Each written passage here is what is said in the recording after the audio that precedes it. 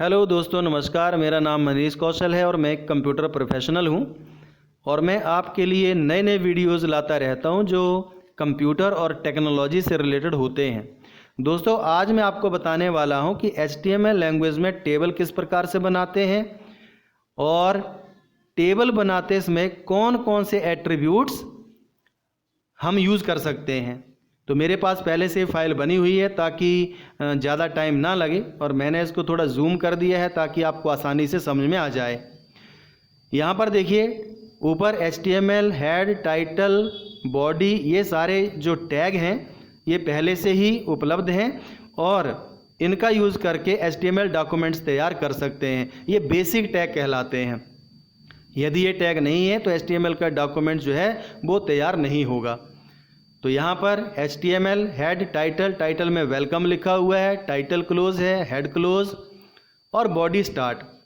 Body के अंदर सारे के सारे HTML जो टैग होते हैं वो यूज़ किए जाते हैं।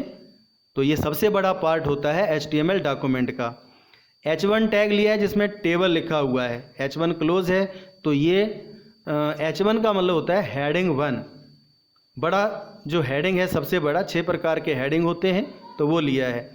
HR का मतलब होता है हॉरिजेंटल रूल, एक लाइन डिस्प्ले करता है ब्राउज़र विंडो में। टेबल बनाने के लिए टेबल टैग का यूज़ करेंगे। टेबल और उसका एक एट्रीब्यूट है जिसका नाम है बॉर्डर इक्वल टू 1। यहाँ पर ये जो बॉर्डर में वैल्यू दी जाती है वो पॉइंट्स में दी जाती है। यदि 1 नंबर दिया है तो 1 नंबर का बॉर्डर जो है वो रहेगा। यदि नंबर ये बड़ा करते जाएंगे 2, 4, 5, 7 तो उसी के हिसाब से बॉर्डर की वैल्यू भी बढ़ती जाएगी और उसका साइज़ भी बढ़ता जाएगा। रो बनाने के लिए TR टैग का यूज़ किया जाता है और कॉलम जो बनाते हैं वो 2 प्रकार से बनाते हैं, TH या TD से। तो TH का मतलब होता है टेबल हेडिंग और TD का मतलब होता है टेबल डेटा। तो यहाँ पे हेडिंग के रूप में मैंने 4 कॉलम बनाए हैं, रोल नंबर, नेम, एड्रेस और मार्क्स। तो इन्हें TH टैग के अंदर लिखा गया है और TH टैग स्टार्ट किया है तो उसको क्लोज करना भी ज़रूरी है। तो लास्ट में /TH से उसको क्लोज किया गया है। तो 4 कॉलम हमने बना लिए और उसके बाद रो को क्लोज कर दिया। तो इससे क्या होगा कि एक रो आपकी तैयार हो जाएगी। यदि आपको दूसरी रो बनानी है तो फिर से TR का यूज़ करेंगे और अब टेबल हेडिंग ना देते हुए टेबल डेटा देंगे। तो उसके लिए जो टैग हमें यूज़ करना है वो टैग है TD। तो यहाँ पर TD में जैसे ऊपर 4 कॉलम है, roll number, name, address, marks, उसी के अनुसार यहाँ पे रोल नंबर 101 है और नेम में जो है उसमें वैल्यू राधा आएगी और एड्रेस है नौगांव और मार्क्स जो है वो है 320। तो टेबल रो स्टार्ट करके लास्ट में टेबल को आपको रो को क्लोज करना पड़ेगा। तो ये दूसरी रो होगी जिसमें पहला रिकॉर्ड आएगा। तो इसी की कॉपी करते हुए नीचे कई रिकॉर्ड आप बारी बारी से डाल सकते हैं। तो 2, 3, 4, 5 जितने रिकॉर्ड आपको डालने हैं उतना आप इस रो को कॉपी करें और पेस्ट करते चले जाएं और थोड़ी सी वैल्यू जो है वो चेंज करते जाएं। जो वैल्यू आपको देनी है वो यहाँ पर दे सकते हैं। तो जब हम इस फाइल को सेव करेंगे और रन करेंगे तो उसी के अनुसार, उसी रिकॉर्ड के अनुसार आपकी इन्फॉर्मेशन जो है वो डिस्प्ले होगी। तो जितने रिकॉर्ड आपको डालने हैं TR से लेकर /TR तक एक रो कहलाएगी और उसके अंदर जो होते हैं वो सारे के सारे कॉलम कहलाते हैं। और ये कॉलम मैंने आपको बताया TH मतलब हेडिंग के रूप में या TD डेटा के रूप में हो सकते हैं। टेबल को क्लोज करेंगे, बॉडी और HTML क्लोज किया। फाइल को सेव करते समय दोस्तों ध्यान रखना है कि इसका जो एक्सटेंशन है वो .html होना चाहिए और यदि .html एक्सटेंशन है तो उसको किसी भी ब्राउज़र में आप डिस्प्ले कर सकते हैं। तो इसको आप सेव करें और सेव करने के बाद इसे रन करेंगे। और रन करते समय ये ध्यान रखें कि किसी भी ब्राउज़र का यूज़ हम कर सकते हैं, चाहे वो इंटरनेट एक्सप्लोरर हो, क्रोम हो। तो कई बार ये होता है कि डबल क्लिक करें तो जो डिफ़ॉल्ट वेब ब्राउज़र होता है उसमें आपका जो पेज है वो ओपन हो जाता है। ध्यान रखिए, देखिए ये टेबल आपको दिखाई दे रहा है। तो ऊपर जो टाइटल है वो वेलकम है और H1 हेडिंग 1 जो लिखा था उसमें टेबल लिखा था, और HR में रूलर आ रहा है तो पूरी लाइन आ रही है। नीचे जो टेबल स्टार्ट किया था उसका बॉर्डर 1 है तो बॉर्डर आ रहा है, roll number, name, address, marks इसके कॉलम है, और जो रिकॉर्ड है वो उसी तरह से जितनी रो हमने वहाँ पर क्रिएट की थी उसी के अनुसार यहाँ पे 101 और 102 और 103 ये रोल नंबर हैं, इनके रिकॉर्ड यहाँ पर अरेंज हो चुके हैं। ये सिंपल टेबल है। आपको यदि टेबल में कुछ इसको सजाना है, इसके रो कॉलम को बड़े करना है या रो कॉलम के कलर को चेंज करना है, तो इसके कई प्रकार के एट्रीब्यूट्स हम लोग यूज़ करते हैं। तो इसके लिए मैंने अलग से प्रोग्राम बना के रखा है, उसको देखें आप। टेबल पूरे का पूरा वही है, HTML head, title, body same वही है, और टेबल तक टेबल टैग पर आप ध्यान दीजिएगा इसमें, क्योंकि कई प्रकार के एट्रीब्यूट्स का यूज़ किया गया है, और ये एट्रीब्यूट्स जो होते हैं वो बहुत ही इंपॉर्टेंट होते हैं किसी टेबल को सजाने के लिए या उसके रो कॉलम को अपनी आवश्यकता अनुसार एडजस्ट करने के लिए। इसके बॉर्डर देखिए, यहाँ पे 1 पॉइंट दिया हुआ है, विड्थ में 600 है, ये 600 पिक्सल यहाँ पर दिया जाता है। आगे 2 एट्रीब्यूट और यूज़ किए गए हैं जिनका नाम है सेल स्पेसिंग और सेल पैडिंग। ये ध्यान देना है, सेल स्पेसिंग और सेल पैडिंग।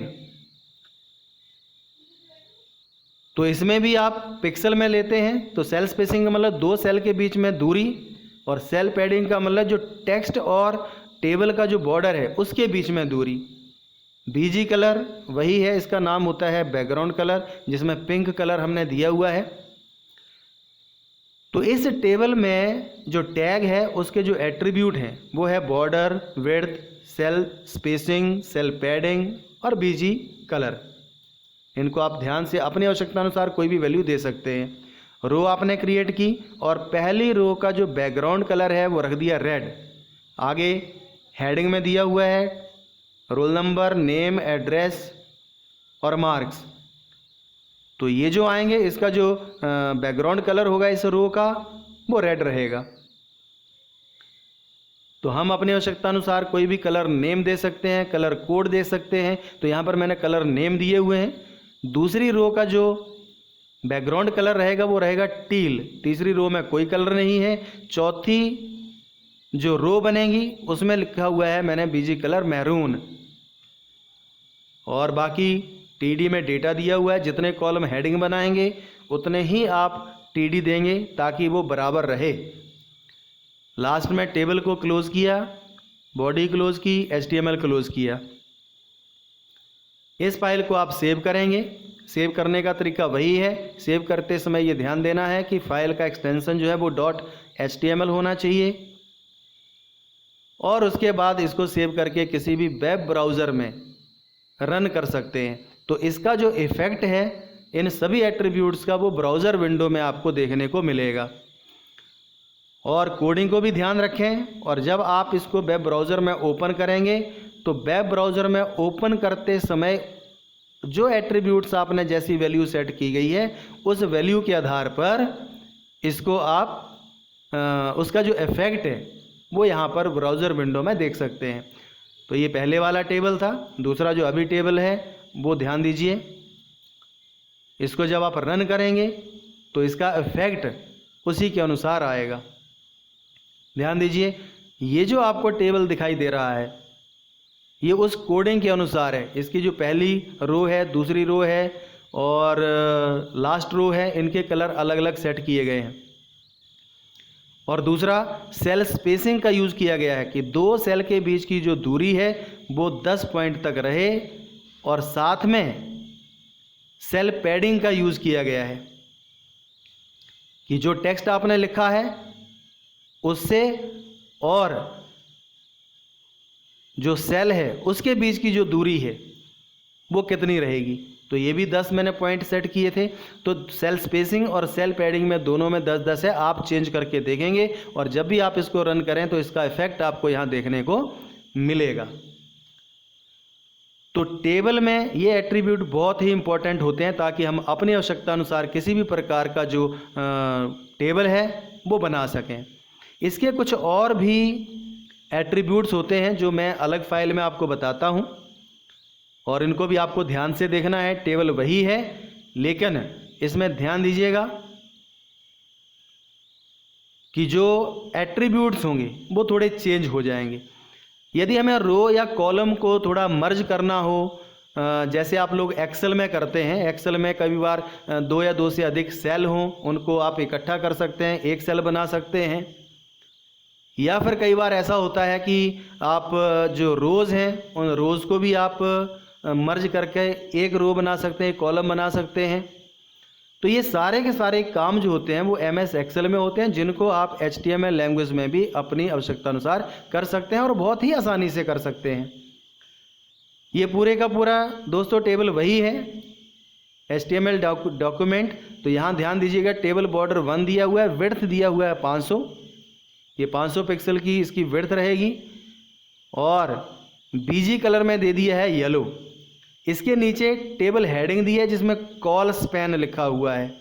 इसका मतलब कॉल स्पैन का मतलब जो कॉलम है उनको मर्ज करना है, जैसे आप एक्सेल की विंडो में करते हैं। तो पहले मैं आपको एक्सेल में जाकर के दिखा देता हूं कि MS एक्सेल में किस प्रकार से कॉलम को या रो को मर्ज करते हैं।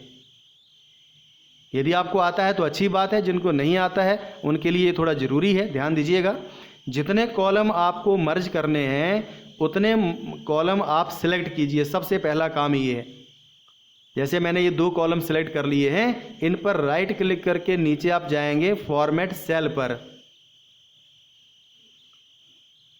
फॉर्मेट सेल पे जाएंगे और अलाइनमेंट में जाकर के टैब में जाकर के टेक्स्ट कंट्रोल में नीचे लिखा होगा मर्ज सेल्स, उसको आप हाईलाइट करें, उसमें टिक मार्क अपीयर करें, और टिक मार्क लगाने के बाद आप क्या करेंगे, ओके बटन प्रेस कर देंगे। तो ओके बटन प्रेस करेंगे तो जितने कॉलम आपने सेलेक्ट किए होंगे वो सारे मर्ज हो जाएंगे और इकट्ठे होकर के एक कॉलम बन जाएगा। ध्यान दीजिए, ऊपर इसमें बीच में लाइन नहीं आ रही है, इसका मतलब ये दोनों कॉलम इकट्ठे हो गए हैं। इसी प्रकार से आपको यदि एक से ज़्यादा रोज़ इकट्ठी करनी है तो बगल में ऊपर होम टैब में अलाइनमेंट में जाकर के ग्रुप में जाकर के मर्ज एंड सेंटर एक ऑप्शन आता है। तो जितने भी कॉलम या रो आप सिलेक्ट करेंगे तो आप इसका यूज़ करके उनको इकट्ठा कर सकते हैं, वो इकट्ठा एक रो या एक कॉलम बन जाएगा। वही काम यहाँ पर कॉल स्पैन या रो स्पैन दोस्तों करते हैं। तो यहाँ TH में क्या लिखा है, कॉल स्पैन। कितने कॉलम स्पैन करने हैं, मतलब इकट्ठे करने हैं 5, और उसमें बीच में लिखना क्या है, स्टूडेंट्स इन्फॉर्मेशन। तो ये आपके ऊपर है कि आपको क्या लिखना है। तो एक रो आपकी क्लोज हो गई ऊपर, दूसरी रो स्टार्ट है, और इस रो में लिखा हुआ है TH के अंदर रो स्पैन, मतलब रो को इकट्ठा करना है। कितनी रो को इकट्ठा करना है, 4 को, और लिखना क्या है उसमें, MKTC। बाकी सारे कॉलम वैसे ही हैं, रोल नंबर, नेम, एड्रेस और मार्क्स।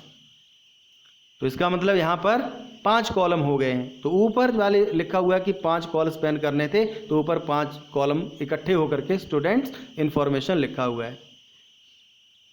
तो आगे 4-4 कॉलम रहेंगे, क्योंकि जो रो है वो आपने इकट्ठी कर दी है। तो आगे जितना डेटा आपको डालना है उतना डेटा आप डाल सकते हैं, कॉपी पेस्ट करते जाएं,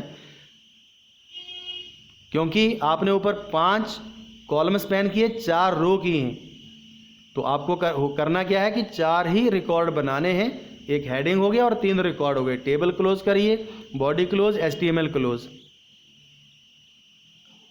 इसके बाद जब इस फाइल को आप सेव करेंगे और रन करेंगे तो इन एट्रीब्यूट्स को ध्यान में रखिए या कॉपी पर लिखिए पूरे प्रोग्राम को, और जब भी इसको आप रन करेंगे तो उसका जो इफ़ेक्ट होगा वो आपकी स्क्रीन पर देखने को मिलेगा। तो आपको परेशानी नहीं होगी कि ये कौन से एट्रीब्यूट्स का, कौन से टैग का इफ़ेक्ट है।